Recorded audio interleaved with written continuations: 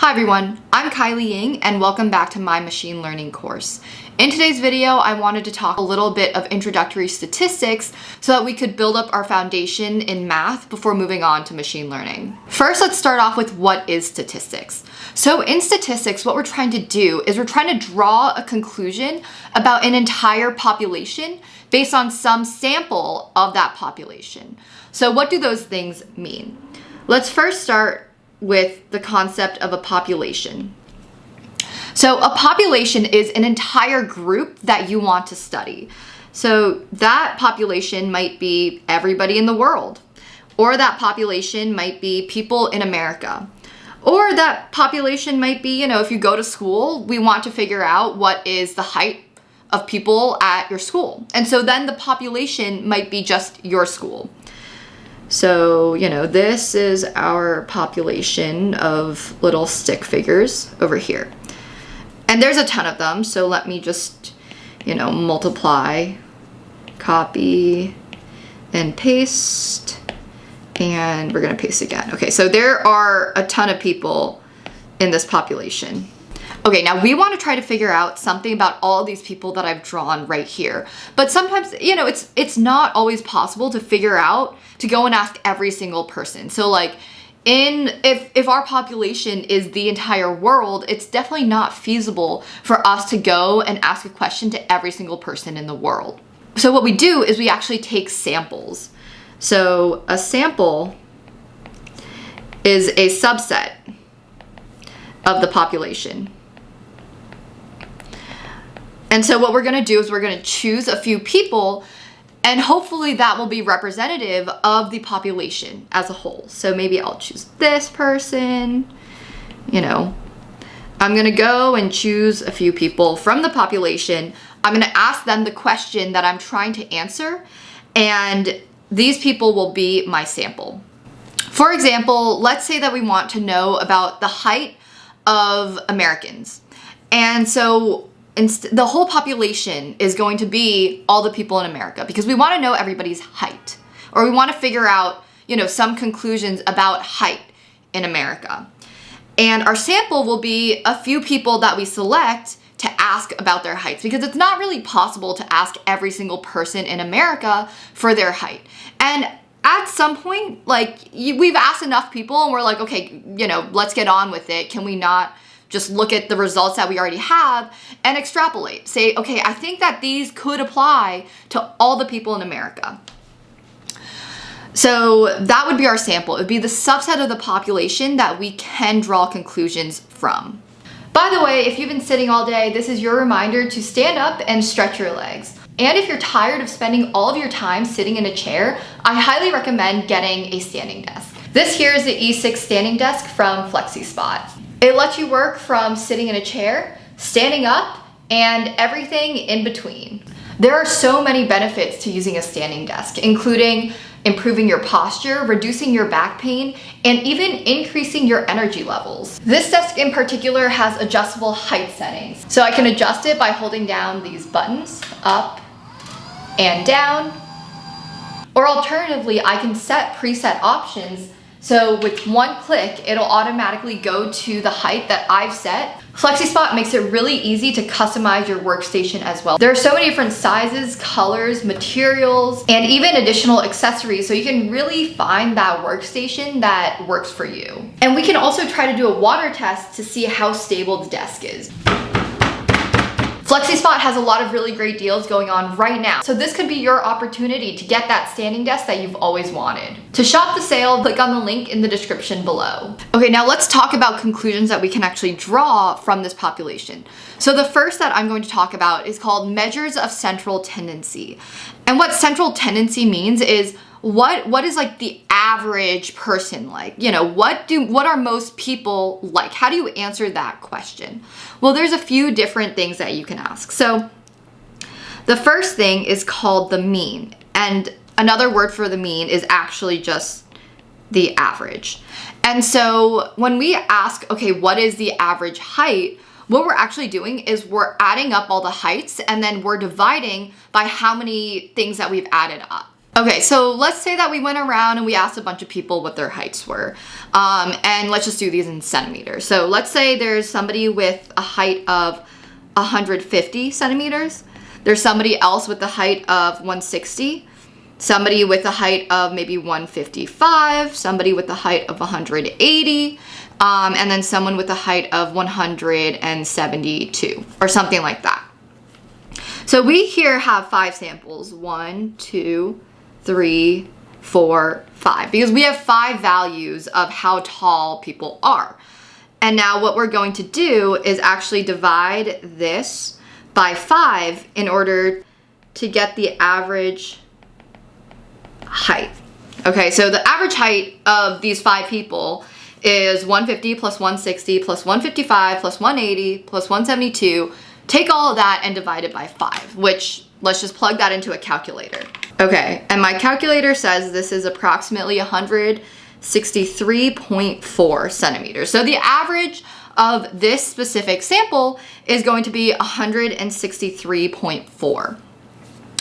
So if I were to actually write out what the average is, it would be all the samples. So let's say, every sample we're going to represent with a value X.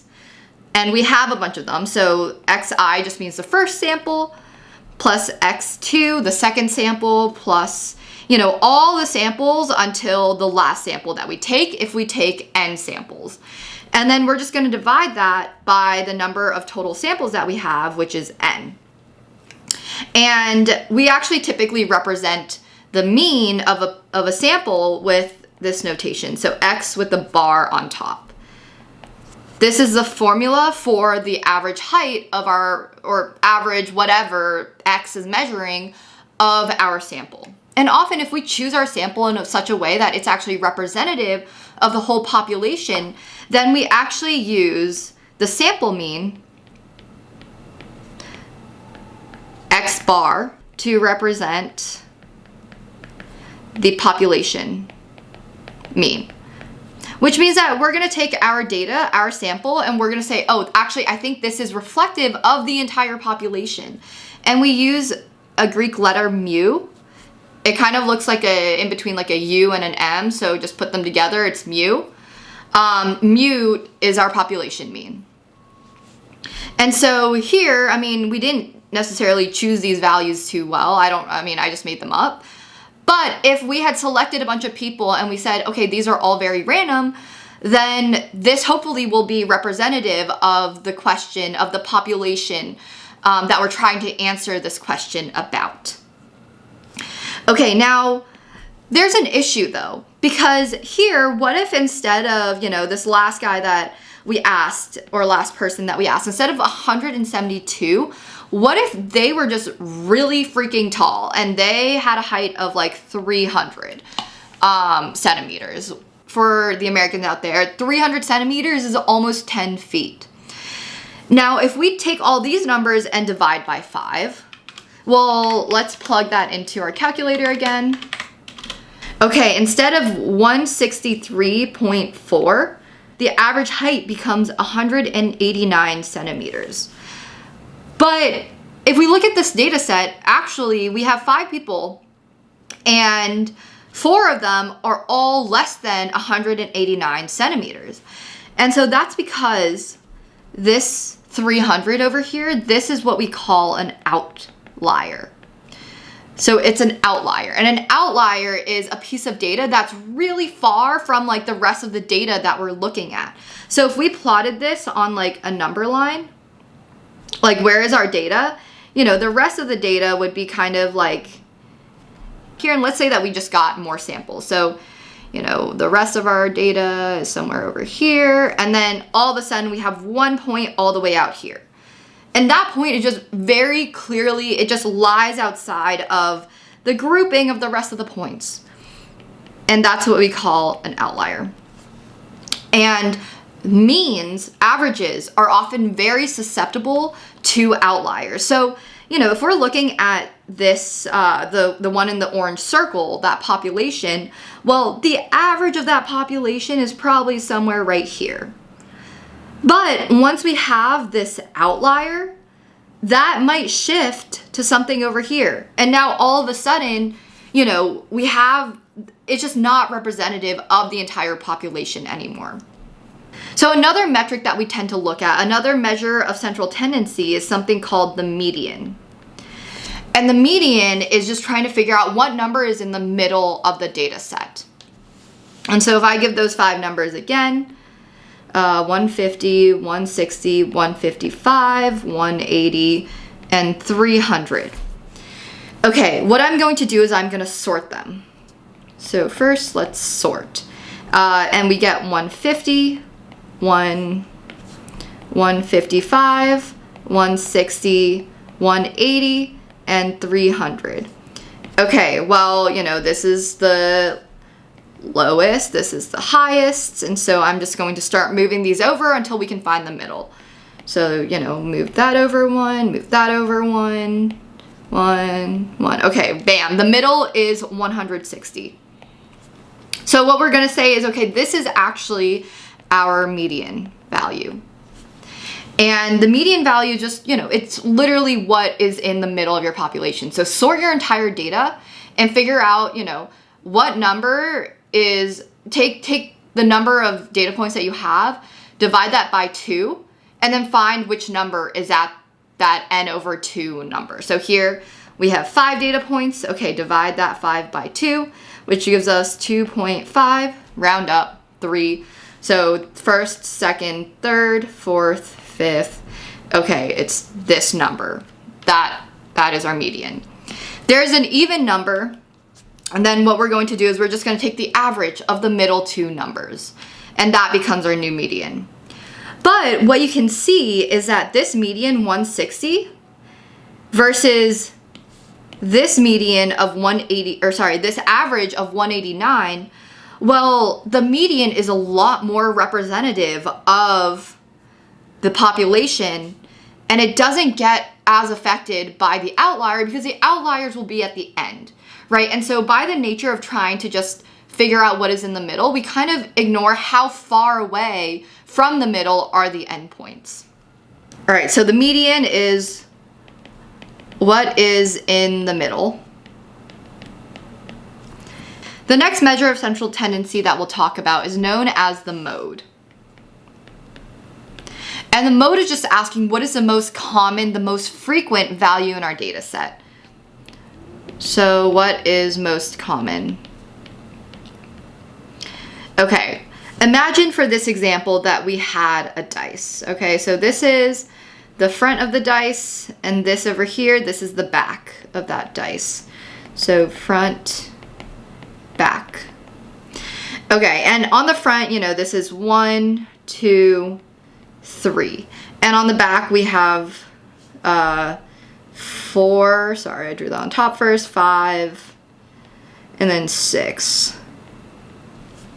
Well, in this example, we're actually going to say, okay, let's erase, you know, 4, 5, and 6, and we're just going to replace that with all 1s. So something like this. So on the front, it's still 1, 2, 3. Now on the back of this dice, we now have 1, 1, 1. And we're just going to roll this dice. Somebody is going to come and just roll this dice, and we're going to collect a sample of dice rolls. And so let's say this person rolls, you know, a 1, a 3, a 1, a 2, 1. Sorry, that was a big comma. A 1, a 3, a 1.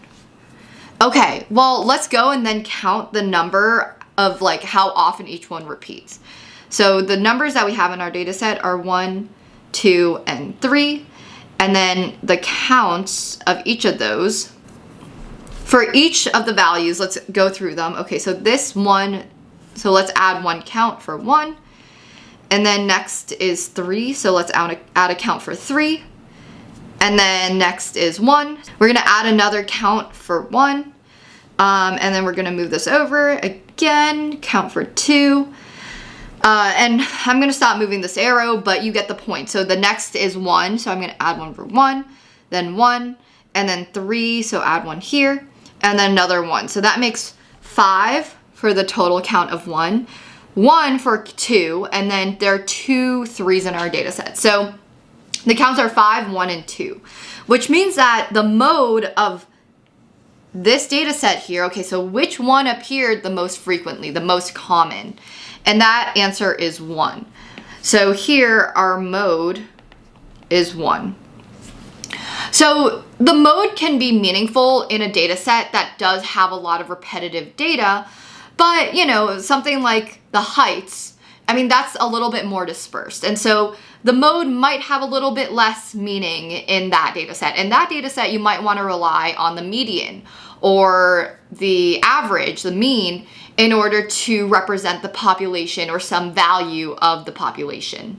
Okay, the next thing that we're going to talk about is known as dispersion. So measures of dispersion. And again, we're still working with data and possibly data that is sampled.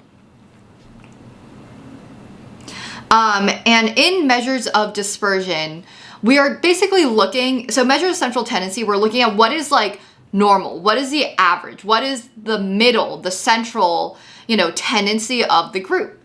And now when we look at measures of dispersion, we're trying to say, okay, now how tightly compact or how widely, you know, apart is our data going to be? And so to give an example of like data points on like a number line again, if you have a ton of data points like this is going to be a lot more compact than something with data points like this.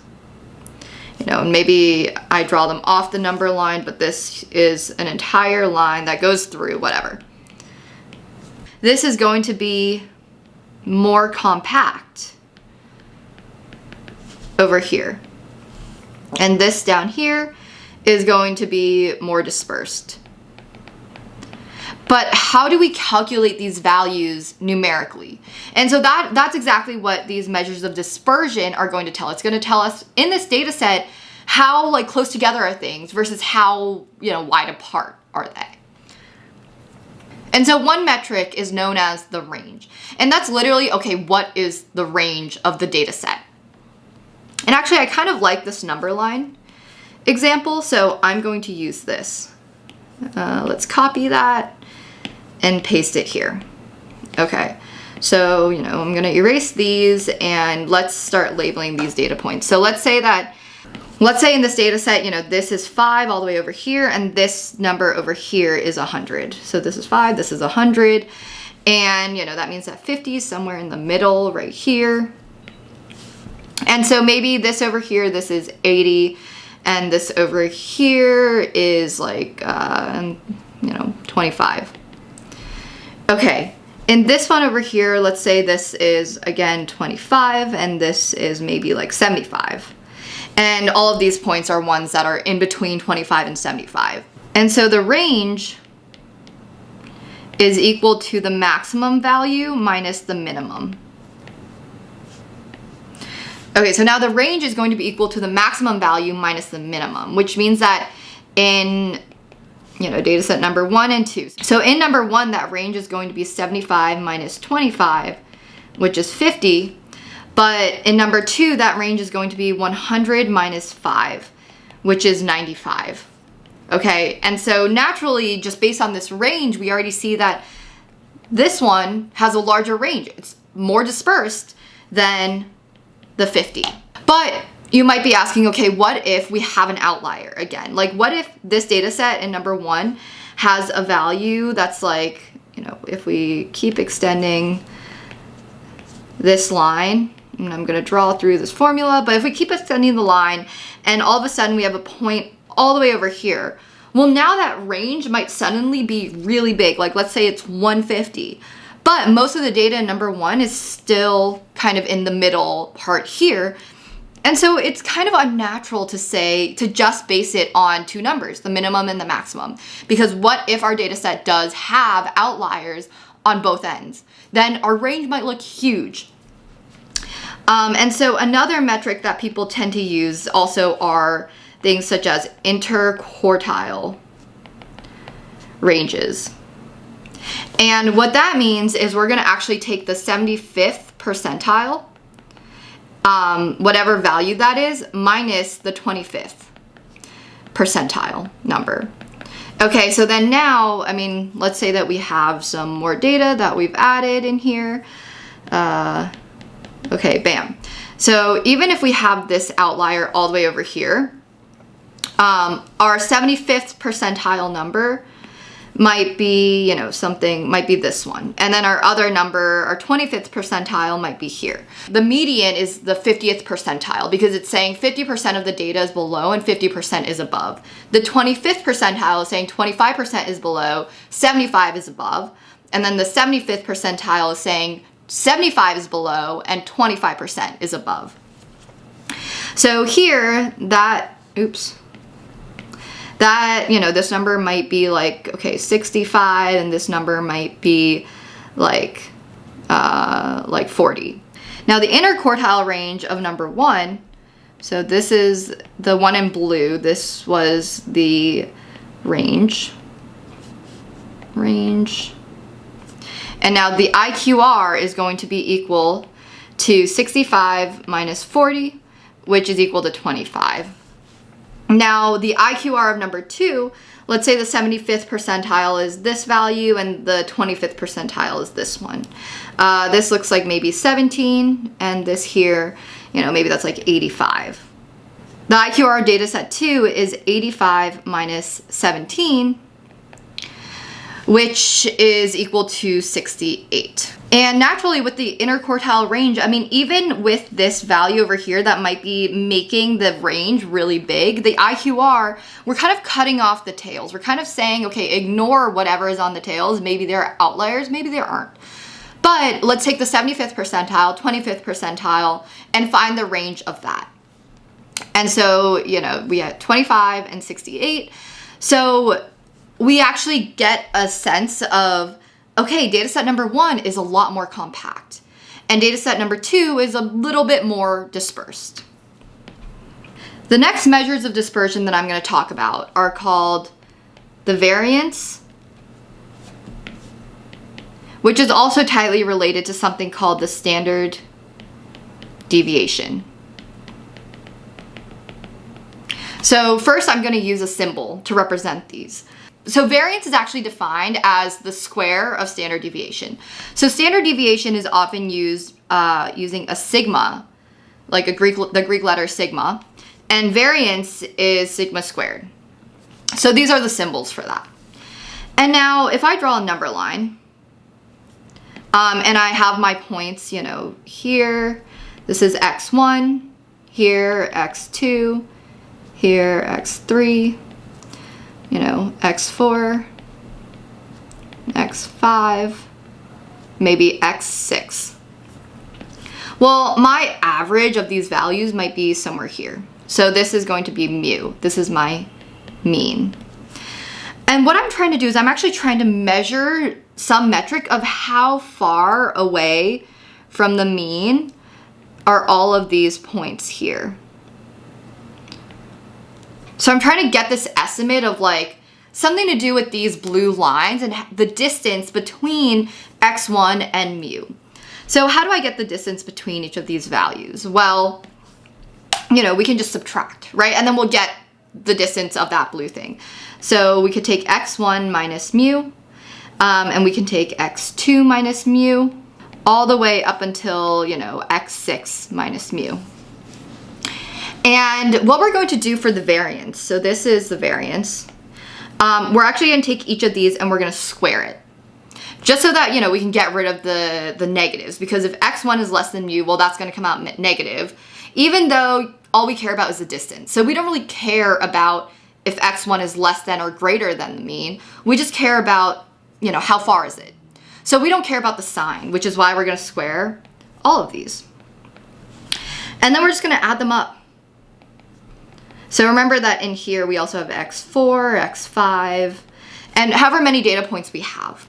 And then we're going to divide all of these by the number of data points that we actually have. So n, which in this case is just 6. So if we have a data set of n values, then we can actually rewrite this to be x all the data points, so I, so like every single ith data point, minus the mu squared, and this I, so this symbol here just means a sum. Okay, so the sum of n from 1 to 5 just means, okay, like n is going to be every number from 1 through 5. So 1 plus 2 plus 3 plus 4 plus 5. So we're replacing whatever is in this summation with the numbers in between these two. So here we're just adding this a bunch of times, right? We're adding this, so I is equal to everything from the first data point all the way through the last. So in this case, it's 6, but I'm just gonna use n to generalize because maybe we have n data points. And now we're gonna divide this whole thing by n, and this is our variance. And we can actually just get the standard deviation by taking the square root of the variance. So this is the standard deviation. We usually use the standard deviation because when we square all of these values, then the units that we start looking at, so like if our data is measured in centimeters, then the variance, the units of that would be centimeters squared, which is a little bit harder for us to interpret. But for the standard deviation, because we take the square root, it becomes back to the same unit as the original, which is just a little bit easier for humans to interpret because they're kind of on the same scale. It's like if I gave you, centimeters versus meters, and I told you a few heights in centimeters and a few in meters. It would just be a lot easier if everything were just in centimeters. Okay, so just know that the variance and the standard deviation have to do with these blue lines and basically how far are things away from the mean. That basically summarizes the very basic principles of statistics.